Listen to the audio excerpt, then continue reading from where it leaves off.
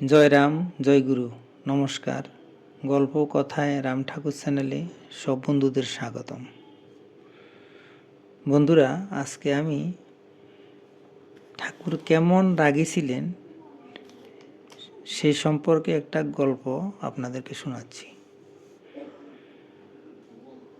শ্রীযুক্ত যজ্ঞেশ্বর কর্মকার মহাশয় গল্পটি বলেছিলেন।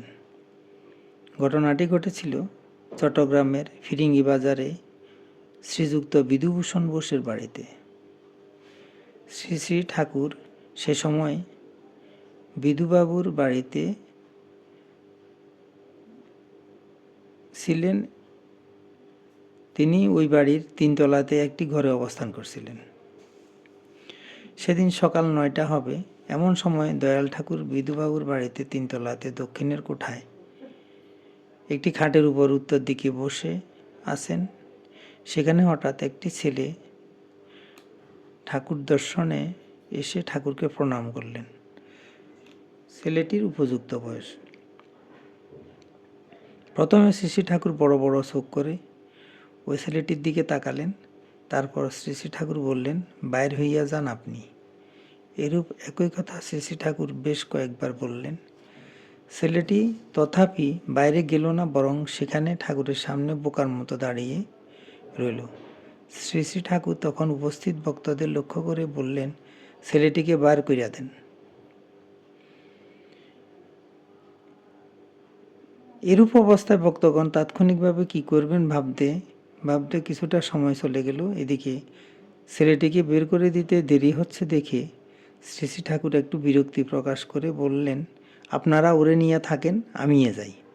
এই কথা বলে ঠাকুর তাঁর লাঠিটি হাতে নিলেন। তখন উপস্থিত ভক্তদের মধ্যে কয়েকজন ছেলেটিকে অনুরোধ করে বললেন যে আপনি একটু নিচে অপেক্ষা করেন।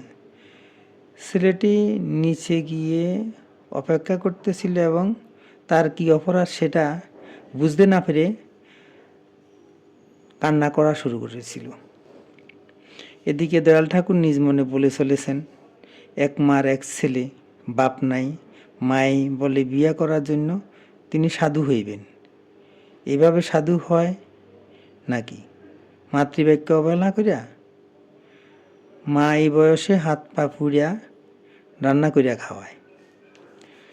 শ্রী শ্রী ঠাকুরের মুখনিসৃত এইসব স্বগুক্তিগুলি ভক্তবৃন্দ বসে বসে শুনছিলেন। তাদের মধ্যে একজন শুভাকাঙ্ক্ষী নিচে নেমে এলেন। তারপর ওই ছেলেটিকে জিজ্ঞাসা করলেন, আপনার বাপ আছেন কি? তখন ছেলেটি সব কথাই বলল, তার বাবা নাই এবং মা বিয়ে করার জন্য বলছেন।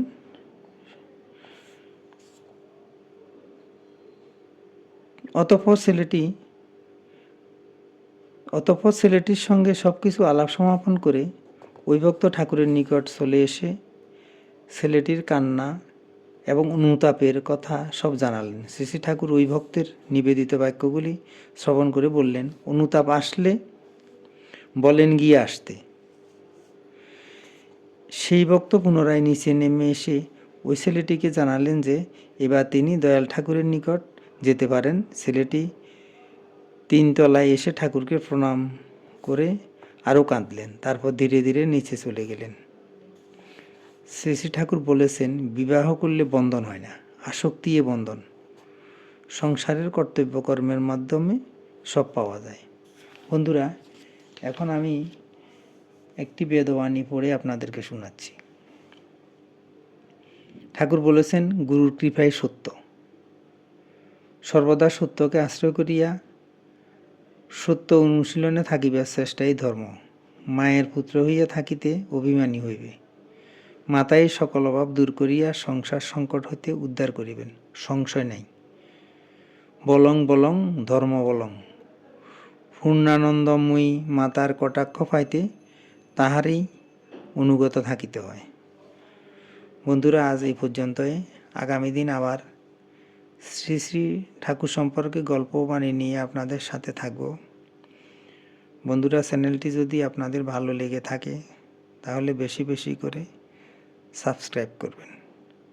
আর নতুন বন্ধু যদি থাকেন আপনারা সাবস্ক্রাইব করে দিবেন, চ্যানেলটির পাশে থাকবেন আর লাইক শেয়ার কমেন্ট করবেন আরও নতুন ঠাকুর সম্পর্কে ভিডিও পেতে। ধন্যবাদ, ভালো থাকবেন। জয় গোবিন্দ, গুরু কৃপাই কেবলম।